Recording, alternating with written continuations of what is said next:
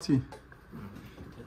On voit B'Siyata Dishmaya l'un des enseignements de l'événement du Maboul. Parce que on a l'habitude d'étudier ces parachiotes depuis le Gan. Et donc on nous a raconté le Maboul, la Teva, Noach, etc. Mais il faudrait apporter quelque chose peut-être de supplémentaire à un âge. Qu'est-ce qu'on retient? En quoi ça nous concerne? En quoi ça nous parle? Ok, c'est une description de la gravité du vol, de l'absence de moralité. Qu'est-ce qu'on peut tirer un peu plus concrètement? Dans le Mizmor qui précède le Lechadodi, qu'on récite chaque vendredi soir. Mizmor le David. Avou Hashem bnei kelim, Avou Hashem kavod vaoz, etc. Ce Mizmor, selon Chazal, parle de Matan Torah. Kol Hashem ba'koach, Kol Hashem be'adar, Kol Hashem shover harazim.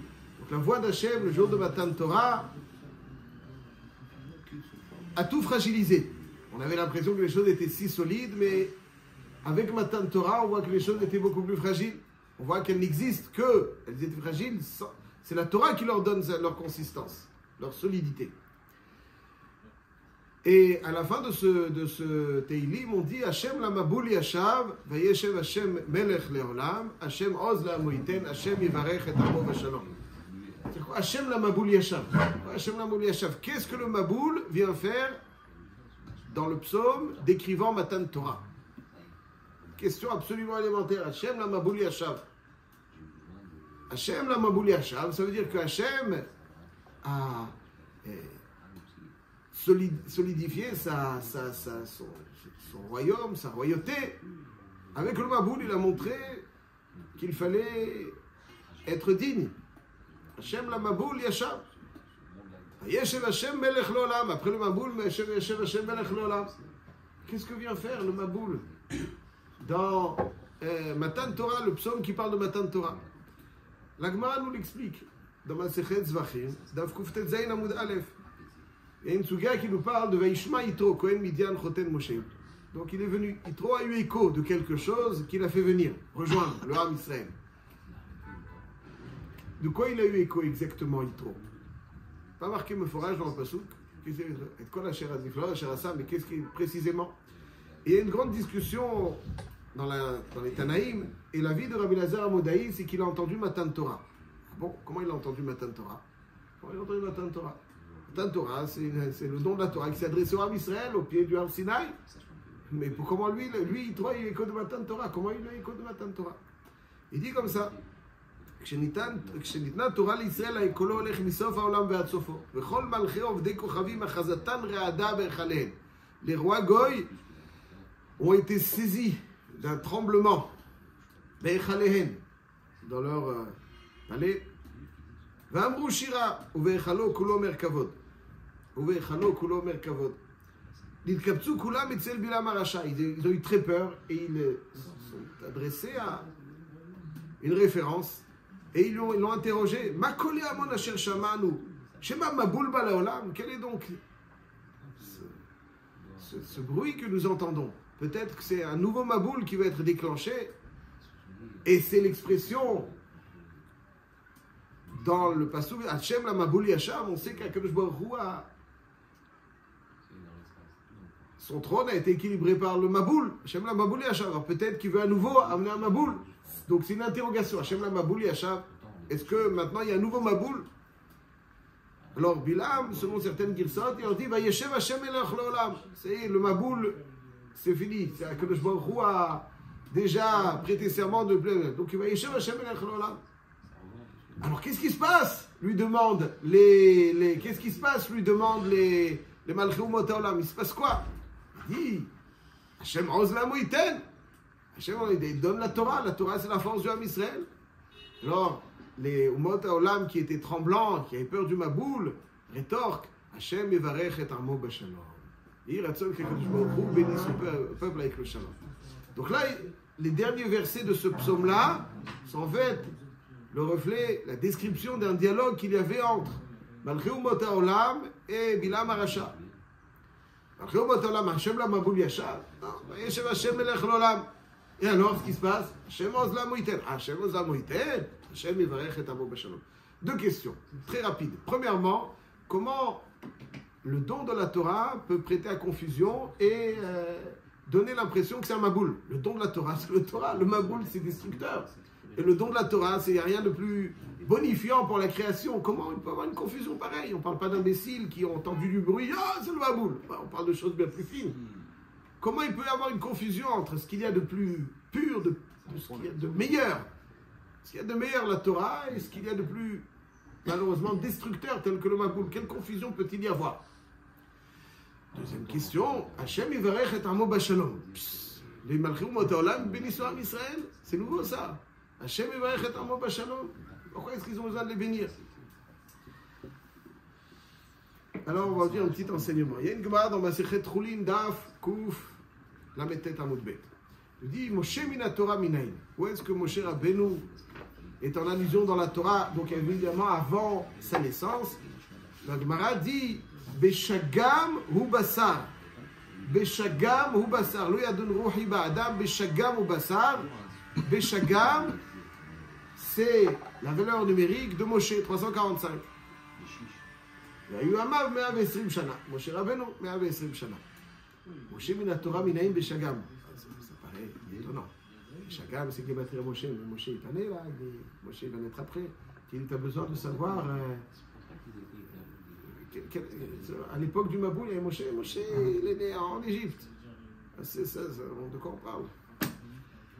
Le Yesod est le suivant. Chazal dans les Midrashim et dans le Zohar HaKadosh. Chazal dans les Midrashim et dans le Zohar HaKadosh nous enseigne quelque chose de très important. Le Midrash se trouve Midrash Rabbah, Shemot Rabbah, Perek Lamed, Siman Yud Gimel. Ils disent, et le Zohar HaKadosh, voilà, je vais le lire tout de suite. Il nous enseigne un enseignement très important. Il dit comme ça.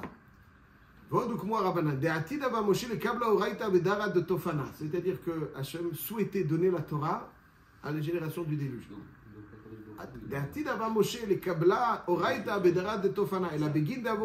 Le problème, il était des Réchaïm. Donc, on ne peut plus recevoir la Torah. La Gemara, ce qu'elle cherche à nous livrer comme enseignement, c'est qu'en réalité, Moshe Rabbeinu, son âme, était présente lors du déluge. Non, Hachem. En tout cas, il y avait quelque chose de Moshe Rabbeinu qui était en mesure de donner la Torah à cette génération. Mais cette génération n'était pas en mesure de recevoir la Torah. L'idée est la suivante. C'est qu'en fait, nous dit Reb Tzadok HaKohen Milouvlin dans plusieurs endroits que l'intensité de cette lumière de la Torah, quand elle arrive et qu'il n'y a pas de structure d'accueil, toute intensité, énergie splendide, aussi grande qu'elle soit, si elle n'a pas la structure pour l'accueillir, au lieu de bonifier s'il y avait cette structure, elle va exploser, faire exploser, donc être destructrice. L'eau du Maboul, en réalité, c'est l'expression d'une... L'eau, c'est ce qui donne la vie. Mais lorsqu'il n'y a pas la structure d'accueil, pour accueillir cette bracha qu'est l'eau, alors effectivement, ça fait malheureusement tout exploser. Donc l'eau, c'est Maïm et la Torah. En Maïm et la Torah. Donc l'eau, c'est l'expression de la bracha de la Torah. Et lorsque le Dor HaMaboul n'était pas apte à accueillir la Torah, alors tout va exploser. Autrement dit, lorsqu'on étudie la Torah, ce qu'il faut, pas simplement étudier la Torah, il faut se constituer en structure d'accueil. Il faut être... Tu veux étudier la Torah, tu dois être un homme qui peut accueillir la Torah. Si tu restes un petit kéli, un petit récipient, minuscule, et puis ce que tu penses de la Torah, c'est comme de la je ne sais quoi, quelle que soit ma dimension, je pourrais... Non. La Torah, elle nécessite une structure. Le Dor HaMaboul, c'était un Dor qui devait recevoir la Torah. Il y avait Moshe Rabbeinu, Beshagam ou Bassar, Vayu Ma'amav 120 shana. La Torah nous mène en allusion ici, Beshagam, Gematria, Moshe, il était là. Il devait recevoir la Torah, mais ce déferlement d'énergie sublime, lorsqu'il n'y a pas eu de structure d'accueil, ça a tout détruit. À chaque fois qu'on cherche à nous accueillir quelque chose, il faut une structure d'accueil. Mais je rajoute encore quelque chose. Pas seulement quand nous cherchons, mais quand nous voulons nous investir en quelque chose, aussi il faut veiller à ce qu'il y ait une structure d'accueil. Il y a une Gemara dans Masechet Yevamot, Daf Samech Gimel Amud Aleph. Je rajoute quelque chose, juste très rapidement. C'est une Gemara qui fait sourire les gens si vous la dites pendant les Sheva Brachot. Je vais vous le dire, la Gemara, vous allez dire, mais c'est une Gemara qui doit être... Il y a marqué dans la Gemara, Yevamot Samer Gimel, un jour, Rabbi Yossé rencontre Eliyahu Hanavi. Alors, Zachor Latov, Eliyahu Hanavi, donc quelqu'un qui rencontre Eliyahu Hanavi, quand il lui pose la question, c'est une question très profonde. Alors, je vous cite la Gemara, de mémoire, elle dit comme ça, il lui dit, il y a marqué que la femme, c'est Azer Kenegdo. Attention, on ne sait pas apprendre au premier. Il lui dit, Bame Isha Ozarto. En quoi elle l'aide? Bame Isha Ozarto. Ozarto, en quoi elle l'aide? Textuellement. Réponse de Eliyahu Hanavi, non moins surprenante a priori, mais qui nécessite un développement juste. Dit comme ça, Adam bevi chitin minashuk. Chitin koses. Un homme amène du blé. Il mange le blé tel quel. Adam bevi pishtan minashuk.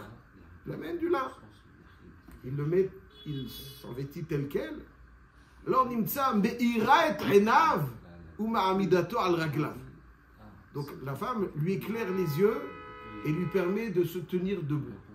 Fin de citation. C'est une Gemara très curieuse. Les gens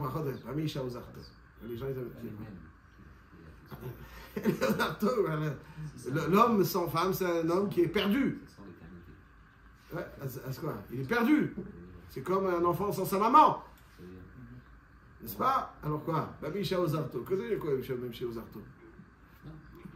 Il dit, critique c'est quoi? C'est pour faire la cuisine, pour faire le pain, c'est ça? J'ai dit comme ça. L'homme, il a plein d'énergie. Mais non, malheureusement, plus quelqu'un a de l'énergie, plus il a tendance à se perdre. Parce qu'il veut dépenser cette énergie-là, déployer là. S'il n'est pas cadré, alors cette énergie restera stérile. Chitine, c'est un potentiel. C'est un potentiel de nourriture. Mais ce potentiel, pour être bracha, il faut aussi qu'il se concrétise. Et pour se concrétiser, il a besoin d'un cadre. La femme est la muraille, dit la Gemara dans Yevamot Samechbet, Amoud Aleph, la muraille de l'homme. C'est elle qui lui permet donc de s'investir dans un cadre bien. Sinon, un homme, il se perd. Le kli kiboul, il est important pour soi, mais il est important aussi dans ce dans quoi je veux m'investir. Je dois absolument veiller à ce que la structure d'accueil soit digne de ce nom pour que toute énergie puisse se concrétiser et être bonifiante. Il faut cette structure d'accueil. Le Dor HaMaboul, ils recevaient la Torah, mais ils n'avaient pas la structure d'accueil pour la réceptionner. Et quand il y a un tel déferlement d'énergie puissante, quand il n'y a pas de structure d'accueil, ça explose. Et voilà donc, dit le Reb Tzadok Moulouvlin, le maïm de la Torah se sont transformés en maïm hazédonim, en eau dévastatrice. Ça, c'est l'importance du klikiboul. C'est l'importance du klikiboul. Voilà donc le pshat. Pourquoi le jour de Matan Torah, les Umot HaOlam, les Balchei Umot HaOlam, ils avaient accès à des... ils avaient accès. Et donc ils ont vu un déferlement d'énergie arriver dans le monde, semblable à celui qui a provoqué le Maboul. Qu'est-ce qui se passe? Vous n'en faites pas, il n'y a pas de Maboul, c'est fini, ça ne peut pas. Alors quoi? Hachem Oz la Moïten. Hachem Oz la Moïten. Ah, Hachem Yivarech et Amo B'Shalom. Pourquoi il les bénisse? Pas pour le Ham Israël, qu'elle irait pour eux. Pourquoi? Parce que si le Ham Israël est B'Shalom, c'est-à-dire qu'il y a cette structure d'accueil, comme c'est marqué à la fin de Huktin. L'ora Kadosh Baruch Hu Be'olam Ukli Machzik Bracha Ela Shalom. Shenema Hachem Oz la Moïten. Hachem Yivarech et Amo B'Shalom. C'est même pas souk. Alvaï que le Ham Israël soit la structure d'accueil pour qu'ils puissent donc être, eux, tranquilles, qu'il n'y ait pas de baboul. Comme ça, il y a le shalom, il y a Kli Barzik Bracha, il y a Kli Barzik Bracha, mais là, tous les autres tranquilles. Ça, c'est donc le yesod pour apprendre le baboul. Je rajoute encore une petite idée avec votre permission pour terminer. La raison, alors finalement, mais pourquoi le Dor HaMaboul ont été choisis? C'est les Réchaïm. Pourquoi ils devaient recevoir la Torah? Qu'est-ce qu'ils avaient? Il faut savoir que c'est pas si simple. C'est pas si simple. Il faut savoir que, en réalité, il y a marqué dans le Zohar toujours. Je vous lis un petit Zohar, un grand Zohar toujours, c'est grand, mais il dit comme ça, voilà. Le Zohar Kadosh, dans Midrash Al-Elam, Kouf la Metret Amoud Aleph, il dit que Pourquoi est-ce que le Yetzer Hara est si nécessaire au bon fonctionnement du monde? Le Yetzer Hara, donc, du lien. Est-ce qu'il est si nécessaire? Alors il lui dit comme ça, c'est un gros sujet, juste je dis une phrase.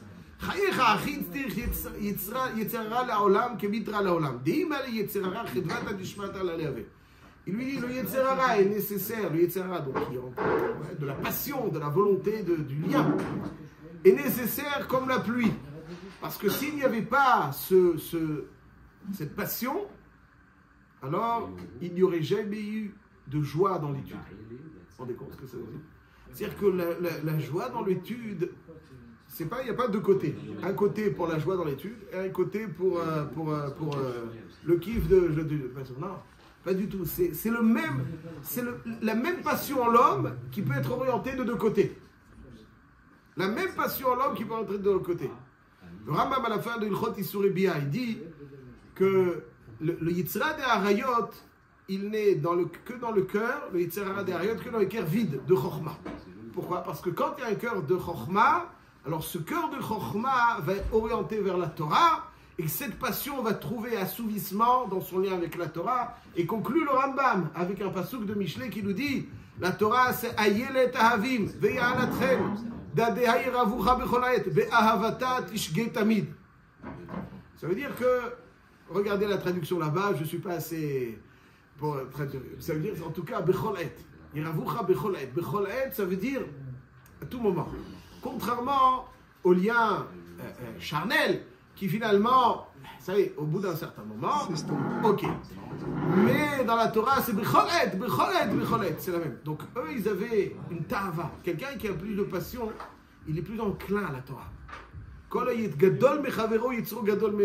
on est grand, plus il y a le Yitzhara, parce qu'il y a cette volonté. Alors c'est vrai qu'il est aussi, il alimente, ouais, quand on prend goût, donc ça alimente.